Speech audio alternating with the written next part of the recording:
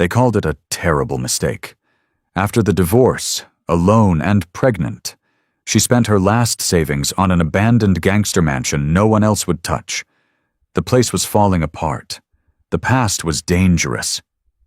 But what she discovered inside that abandoned gangster mansion wasn't decay or crime. It was a truth buried for decades, one that would shatter everything she thought she knew and completely change her future. Before we begin, subscribe for more powerful stories and tell us in the comments where you're watching from. Helen Marchand hadn't been called brave in a long time.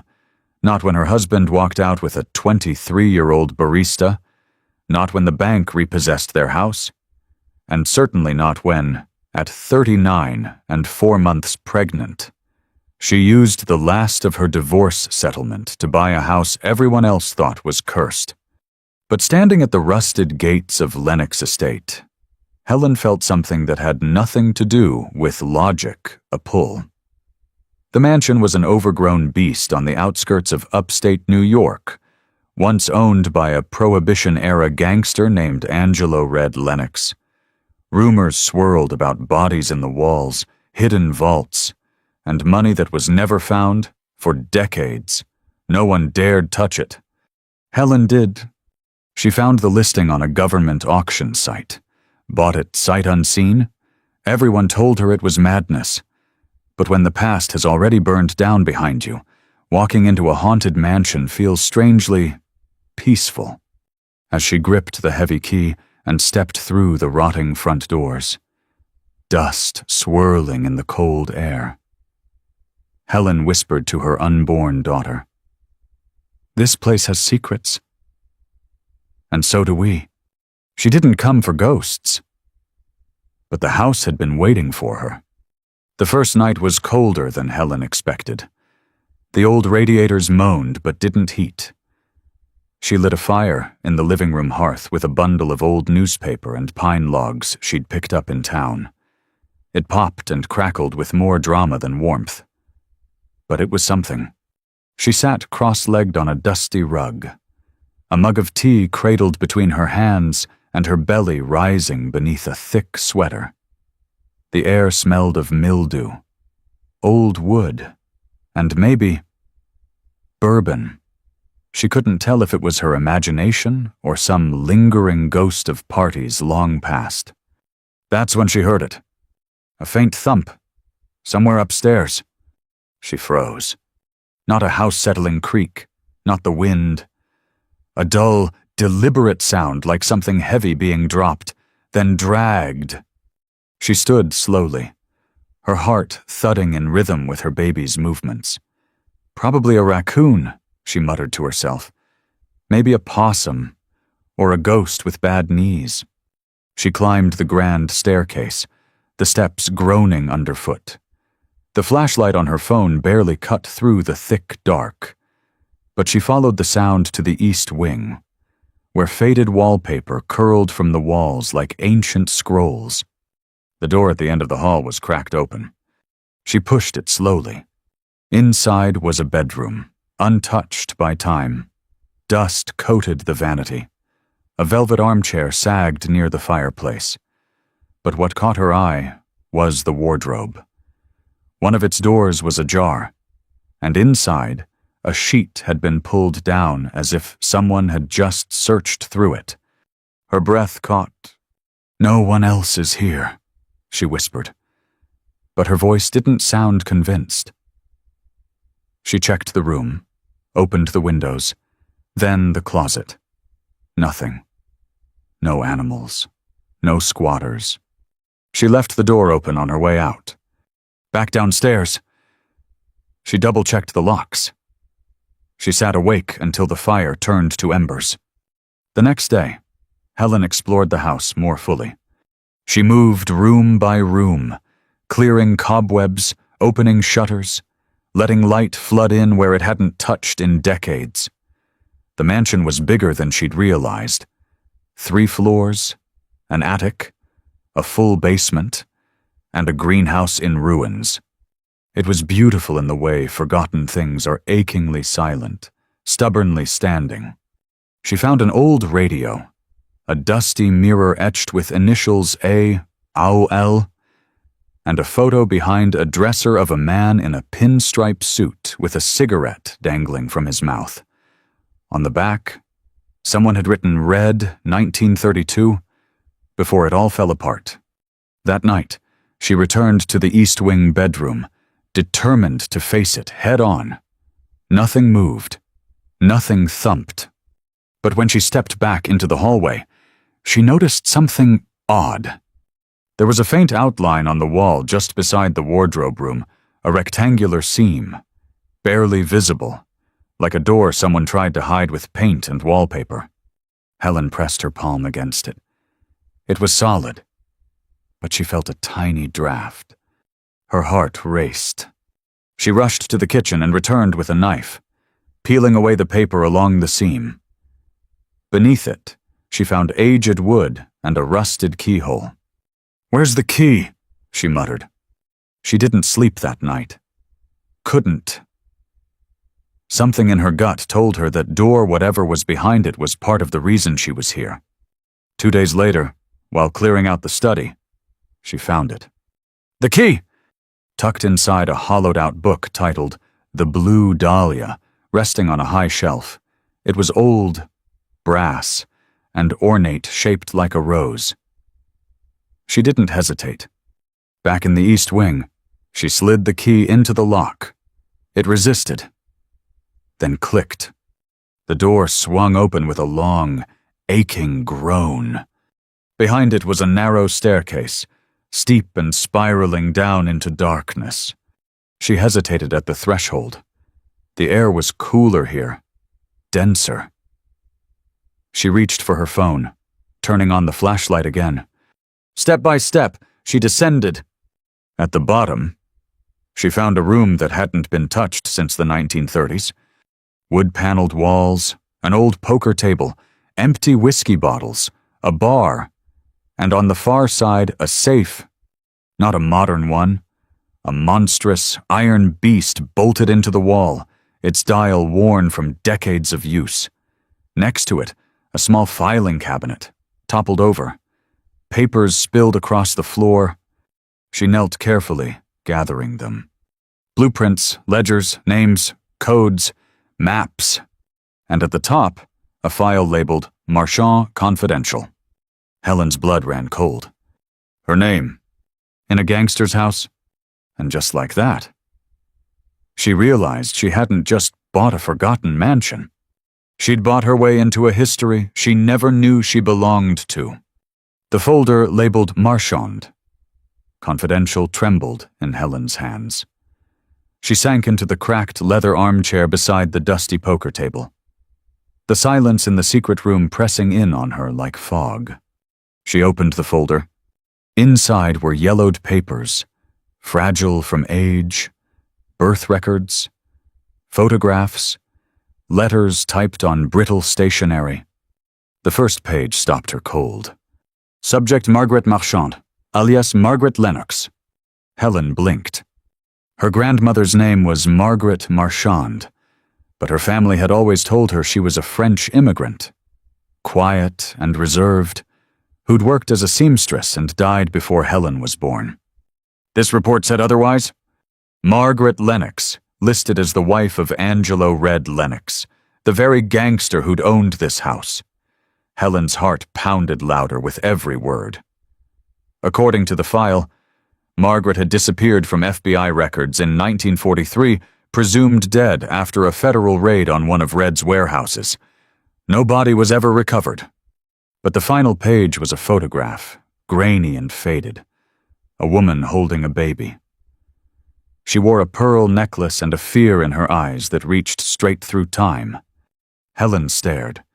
It was her grandmother. And the baby. The birth date matched her father's. The next morning, Helen drove into town. It was a small place, one diner, one general store, one suspicious postmaster who looked like he'd been alive since the Civil War. She took the photo to the local historical society. "Excuse me," she asked the older woman at the front desk. "I just moved into the Lennox place. I found this. I think it's from the 1940s.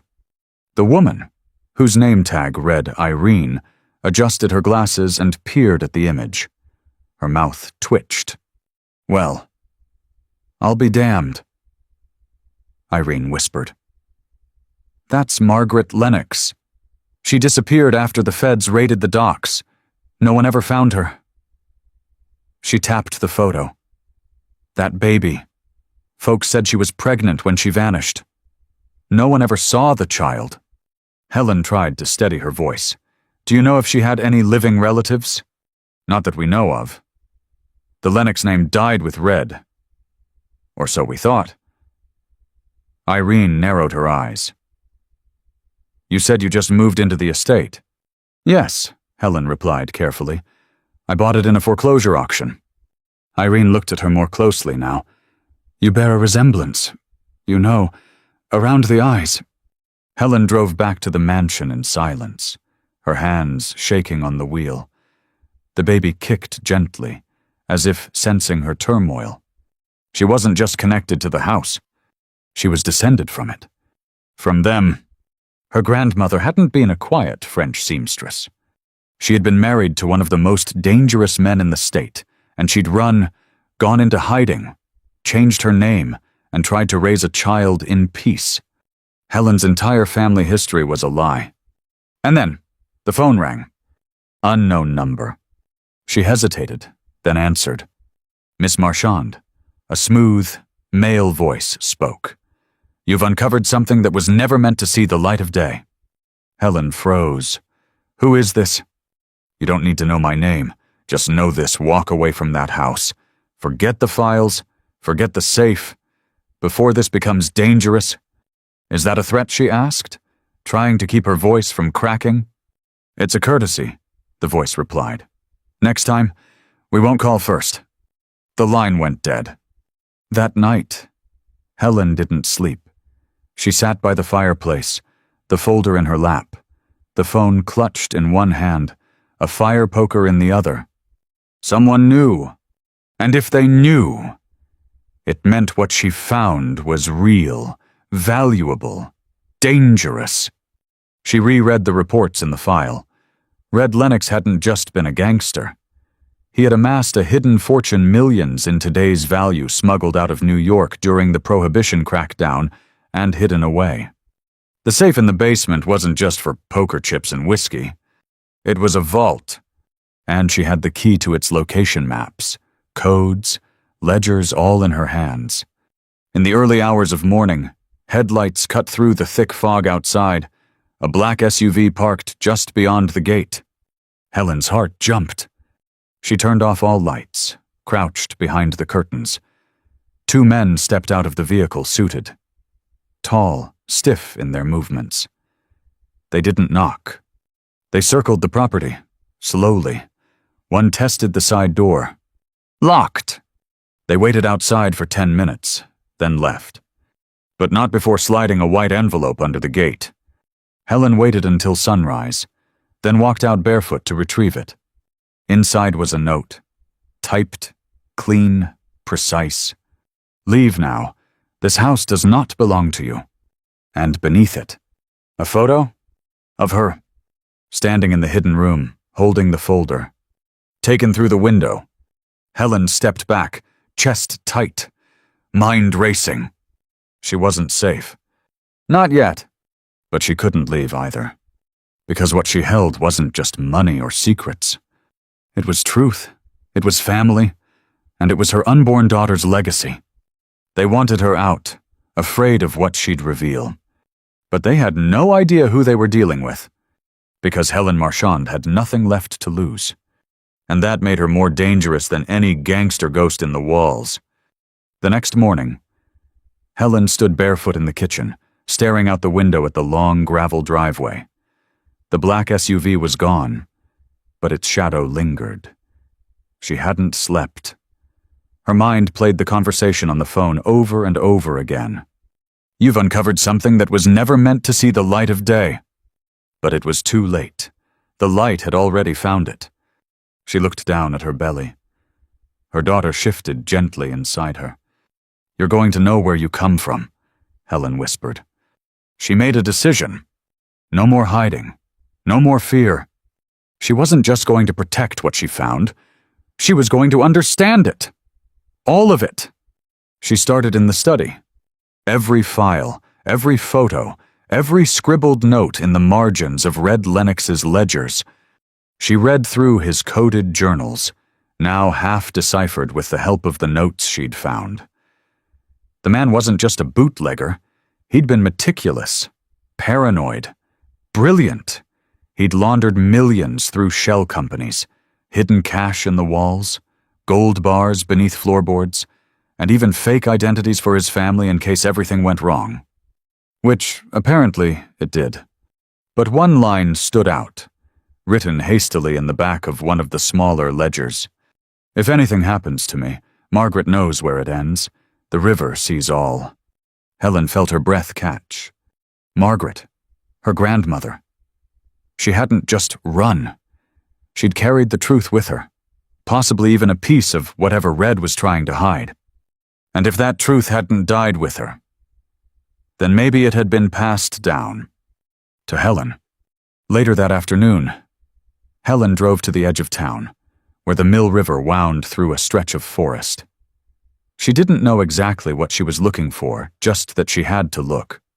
She parked near an old stone bridge, got out, and started walking along the riverbank. At first, nothing stood out.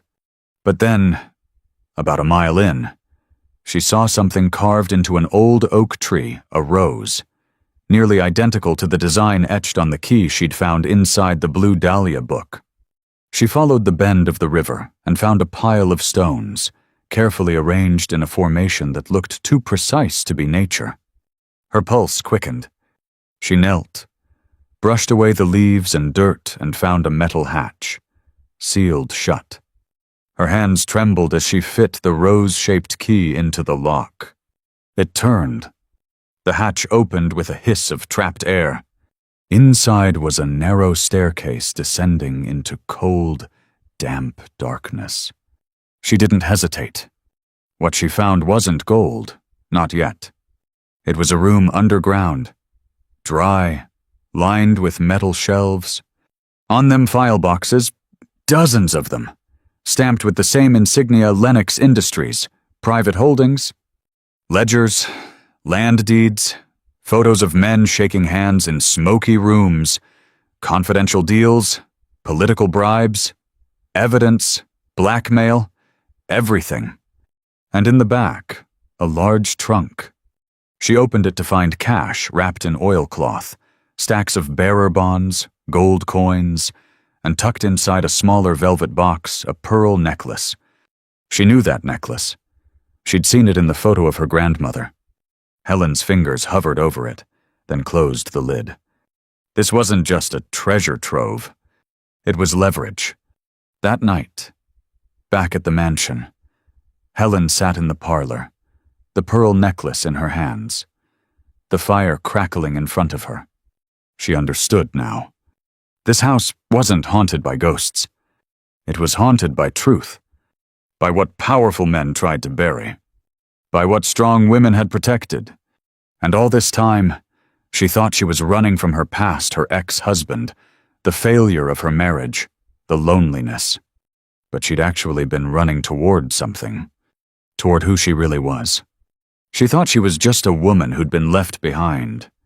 But she was a descendant of survivors, of fighters. And now, she wasn't just a mother-to-be. She was the keeper of a legacy. A knock at the door broke her thoughts. She stood slowly. This time, she didn't feel fear. She opened it to find an older man in a gray wool coat, his hat low over sharp eyes. "You must be Helen," he said. She nodded. "I was a friend of your grandfather's," he continued, "or maybe just an enemy who respected him." She didn't say anything. He reached into his coat and pulled out a small, leather-bound notebook. He held it out. "Red said one day, someone would come back here with the guts to finish what he started. Looks like it's you?" Helen took the notebook. Inside were names, locations, passwords, more keys, more secrets. The man tipped his hat and walked back to his car. He didn't ask for anything, didn't explain why he came. He just knew. And now Helen did too. She wasn't here by accident. She wasn't just rebuilding her life. She was reclaiming her bloodline. And the real story was just beginning. The morning after the stranger left the leather-bound notebook, Helen sat at the kitchen table in the soft gray light of dawn. The mansion, for the first time, didn't feel like a weight pressing on her chest. It felt alive, like it was breathing again after being asleep for decades. The notebook was open in front of her, dozens of names, locations, dates. Some were politicians, others were business tycoons, many long dead. But a few were still very much alive. And some of them, Helen recognized from headlines.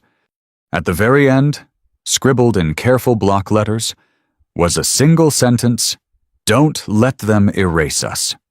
That morning, Helen understood something she hadn't before. This wasn't just about secrets, inheritance, or even bloodlines. This was about truth, and what you choose to do with it. By noon, she'd driven into town and parked in front of Milton and Finch, the only law firm listed in the county phone book that didn't have a last name that appeared in Red Lennox's ledgers. She met with Gillian Finch, a woman in her late 50s with steel-gray hair and eyes that missed nothing. Helen laid everything on the table, figuratively and literally. The ledgers, the deeds, the cash, the names, even the black and white photograph of her grandmother with baby in arms. Gillian listened in silence, then leaned back and exhaled slowly. "Well," she said, "you've got enough here to bring down half the state if you want to." "I don't want revenge," Helen said. "I want to protect what's mine, and maybe do some good." Gillian raised an eyebrow. "You sound like your grandfather." "I sound like my grandmother," Helen corrected. "She's the one who started over, who tried to break the cycle." Gillian nodded once. "Then let's build something new." Over the next few weeks, Helen got to work, with Gillian's help. She established a private trust, legally securing the Lennox estate and the assets found in the underground vault. She used shell companies just like Red once had, but not for crime or concealment. She used them to protect her legacy from the people who would try to take it. The first thing she funded was repairs.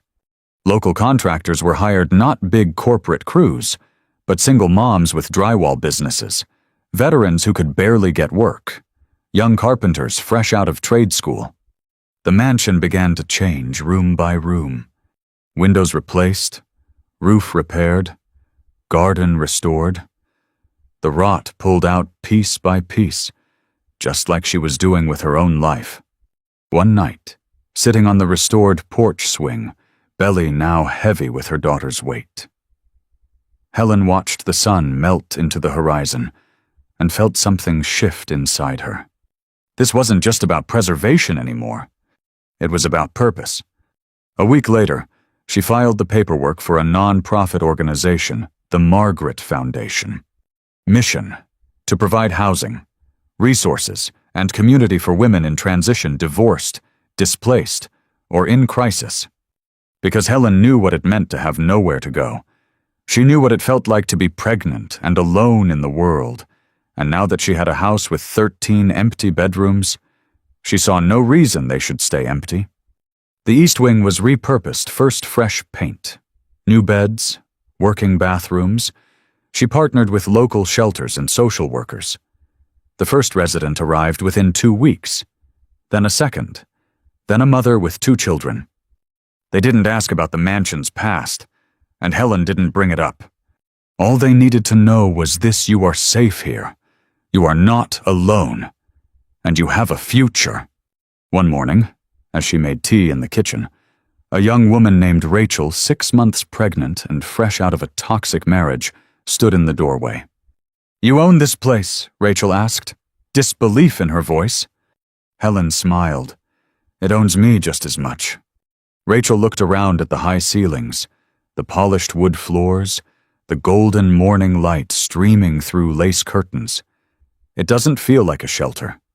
It's not, Helen said, it's a home. For all of us. That night, Helen sat in the hidden study beneath the house, the journals and files carefully stored in locked cabinets. She added a new file of her own photos of the renovations, names of the women who now lived there, letters of gratitude. She slipped a note in front of it. This is how we break the cycle. Not with threats, with sanctuary. She looked down at her belly and smiled. You're going to be born in a house full of strong women, just like the ones who came before you. Outside, the wind moved through the trees, but inside the mansion, there was warmth, laughter down the hall, smells of dinner in the air.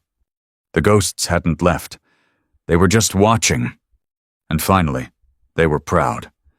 Helen Marchand stood in front of the mirror in what used to be the grand dining room of the Lennox estate. The chandelier above her head, once layered in cobwebs and stained with decades of smoke, now sparkled with new life. Her reflection was different now, too. Not because she wore makeup, not because her hair was brushed or her clothes were clean, but because, for the first time in years, she recognized the woman staring back.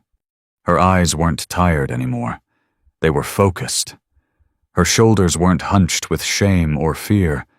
They were strong, grounded. She wasn't the broken wife who had signed her name on divorce papers. She wasn't the woman who cried in a Motel 6 bathtub while holding a sonogram photo. She was something entirely different now. She was founder of a sanctuary. She was protector of a legacy, and very soon, she would be a mother. By the 3rd month of the house's transformation, the community started noticing. The townsfolk who once whispered behind her back at the grocery store now brought casseroles and blankets for the women staying in the house. The general contractor left extra insulation free of charge. A local teacher offered to run free classes in the old library. One afternoon, a woman in her 60s knocked on the door, holding a faded photograph. Her voice trembled when she spoke. This was my mother. She worked here in the 40s, housemaid to Red Lennox. Said he was rough, but his wife Margaret, she was kind. Said the house was always full of secrets, but also full of life. Helen took the photo with reverence. The house was beginning to speak again through memories, through people, through healing. And so was she. But growth isn't always peaceful. It's painful, like stretching muscles you forgot you had. It's waking up at 3 with doubts pressing down on your chest. It's asking, am I strong enough? Am I doing the right thing? Helen wrestled with that every night. She read through more of Red's journals, torn between pride and discomfort. His world was brutal, ruthless. But beneath the blood and business was a man desperately trying to protect his family from the forces closing in. And now she was doing the same. Only instead of guns and bribes, she used paperwork, permits, and compassion. Instead of hiding money in vaults, she used it to fund prenatal care, education programs, and legal assistance. What Red had buried underground, Helen was lifting into the light. Then came the day the first woman left. Rachel, the one who had stood in the kitchen asking if the place was real, the one with the bruised heart and nervous hands. She had gotten a job, moved into a small apartment nearby, and came back with flowers for Helen. I never thought I could start again, Rachel said, her voice cracking. You gave me that. Helen didn't know what to say, so she hugged her. Tightly! Later that evening, Helen wrote in her own journal, a small leather one she kept beside her bed. They think I gave them something, but the truth is, they saved me just as much. Her contraction started 2 weeks earlier than expected. It was the middle of the night. Rain tapped on the windows, and thunder rolled somewhere deep in the hills. She tried not to panic. She texted Gillian Finch and one of the nurses volunteering at the shelter. Within minutes, the house came alive. Mrs. Patel, A retired midwife who'd taken a room downstairs was by her side in less than 5 minutes, calm as ever. "You're in good hands," she said, laying warm towels on the bed. "This house was built for storms." Helen gripped the edge of the mattress and laughed through the pain. "Everything about my life has been a storm." "Mrs. Patel smiled gently. "Yes, but look at you. You didn't drown." After 8 hours of labor, just as the first light began to push through the curtains of the east wing, a cry filled the room. "Clear, strong, alive." They placed the baby in Helen's arms, wrapped in a quilt stitched from scraps donated by the women who had come through the house. She was small but perfect. Dark curls, her grandmother's nose, her great-grandmother's eyes.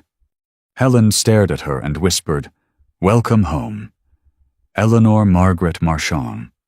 That night, as the baby slept curled against her chest, Helen sat in the old rocker by the window and looked out at the grounds of the estate. The moonlight shimmered over the trees. The wind whispered through the walls. There were still rooms in the house she hadn't explored, still secrets left untouched. But that was okay, because now she knew who she was.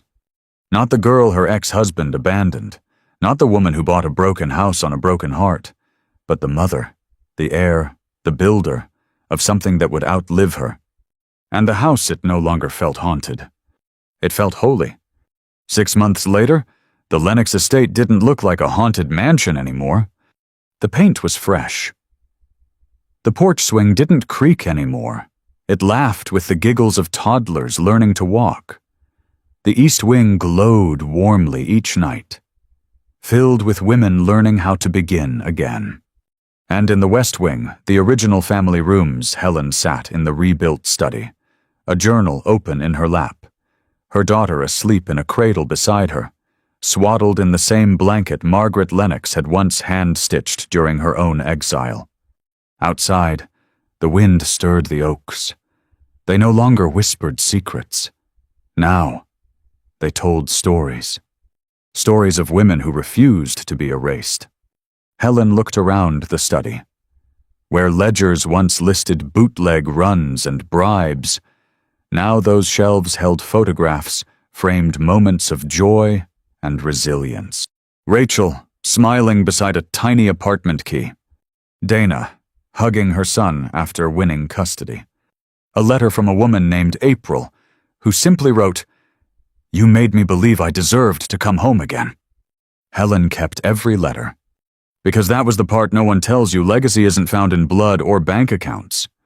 It's in what you do with the broken pieces. It's in what you choose to rebuild. The townspeople no longer looked at Helen with suspicion. Now they waved when she walked to the market, stopped her for advice, invited her to speak at town hall meetings. They even started calling the estate by a new name, the Marchand House. At first, Helen had corrected them. It was the Lennox estate, she said.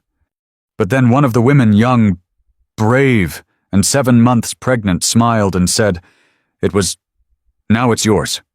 And Helen realized something.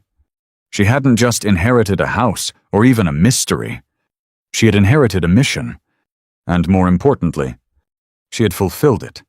One morning, Eleanor, 6 months old, with eyes full of fire and a laugh that bubbled like champagne, reached up and pulled Helen's journal from her lap. It fell open to the first page. Helen picked it up and smiled. It read, "Day 1. I don't know who I am anymore." She turned to the last page and added, "Day 184. I know exactly who I am now. I am my grandmother's courage. I am my daughter's future. I am the storm and the calm that follows it." Later that evening, as the sun dipped below the horizon, Helen walked out to the garden. Eleanor cradled against her chest in a sling. The stone path, once overrun with weeds, now bloomed with roses planted by the women themselves. Each flower bore a name. Not the names of the past, but the names of those who had survived, those who had stayed, those who had begun again.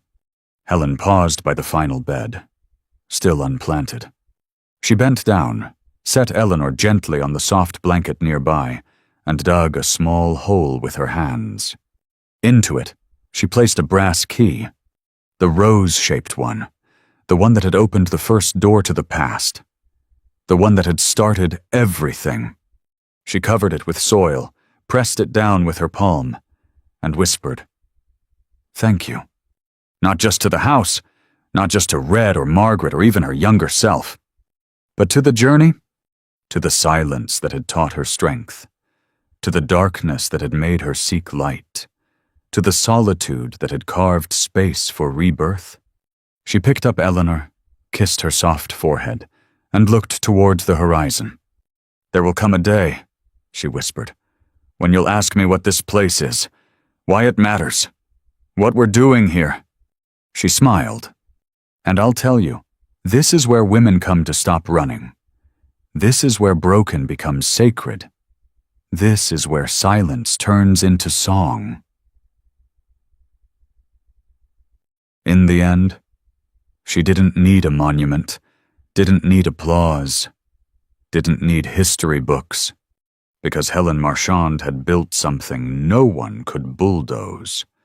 A legacy not carved in stone, but rooted in love, reborn in healing, and alive in every breath her daughter would ever take. And that was everything. Sometimes, the greatest turning points in life begin in the ruins. Helen Marchand didn't set out to become anyone's savior, not her own, not her daughter's, not the women who would later fill the halls of that once-forgotten mansion. She simply wanted a place to start over. But in choosing to stay and choosing not to run from what scared her, she stepped into something bigger than herself. In a world that tells women to disappear quietly, Helen chose to stay. And in doing so, she lit the way for others to follow. If this story moved you, subscribe. More powerful stories are on the way. Know someone starting over? Share this with them. Sometimes, all it takes is one key to change everything.